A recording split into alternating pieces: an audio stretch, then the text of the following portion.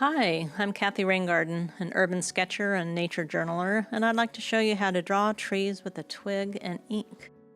Drawing trees with a twig is a delightful method that will often surprise me with the resulting wobbly lines and textures.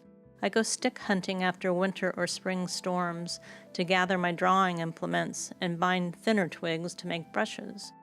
These marks combined over a watercolor wash are such a satisfying way to draw some of your favorite trees. So for this nature journaling project, you will need the following: some cheap printer paper, a sheet of watercolor paper, at least 120 pounds, one wide watercolor brush, at least 3/4 inch wide, but 1.5 inch flat brush is better, an old toothbrush for splatters, some of your favorite blue watercolors, and a bit of brown. I use Daniel Smith tube watercolors, which I love. Waterproof black ink. Deat Trementis document black ink is excellent, and a palette or an old plate to pour the ink out onto. The first thing we'll do is mix up a color we like for the watercolor wash that will be the sky. I used ultramarine blue, a turquoise, and a bit of brown. Make enough for a small puddle, and using your widest brush, sweep across the paper loosely, leaving wide swaths of watercolor. If you want more splashes of color, dip your toothbrush into the watercolor and push back the bristles to let the watercolor spray out, and then set this paper aside to let it dry.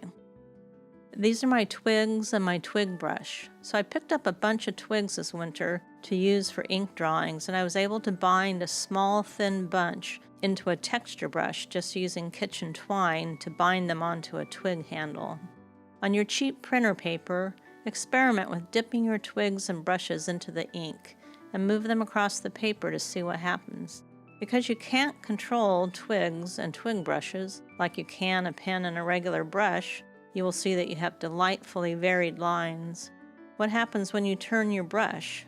What marks does it make when it's almost dry? What kinds of marks happen when you dab your twig on the paper? So now your watercolor paper is dry, so start drawing your tree. I've found that it's quite fun to scrub the leafy canopy texture on first with the twig brush.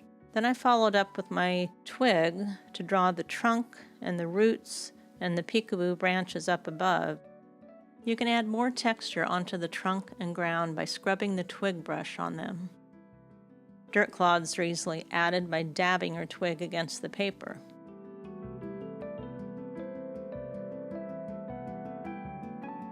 And so there you are. You can bring any of this equipment out into the field and use your twigs to nature journal.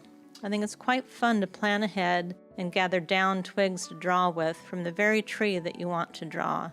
So have fun with your twiggy tree drawing.